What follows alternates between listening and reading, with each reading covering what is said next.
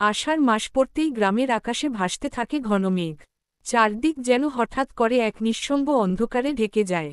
দিনের শেষে বৃষ্টি নামবে বুঝেই গ্রামের মানুষজন গরু ছাগল ঘরে তুলে আনে, উঠোন থেকে ধান তোলার তাড়া পড়ে যায়।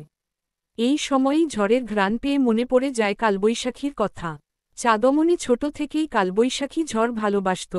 তার কাছে ঝড় মানেই ছিল রোমাঞ্চ, ভয়, আর একরাশ স্মৃতি। বাবা যখন বেঁচে ছিলেন, তখন ঝড়ের আগে মাটির চুলায় ভাপা পিঠে বানানো হতো।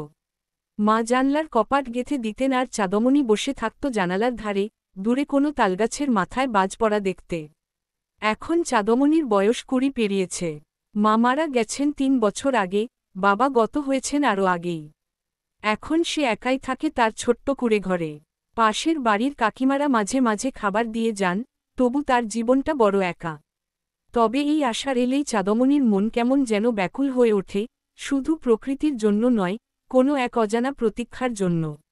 সেদিন দুপুর থেকেই মেঘ করে আসে। বাতাস ধীরে ধীরে কাঁপিয়ে তোলে পানের লতা, তালগাছের ডাল। দূরে বাজ পড়ে একবার। চাঁদমণি জানে, আর কিছুক্ষণের মধ্যেই ঝড় আসবে।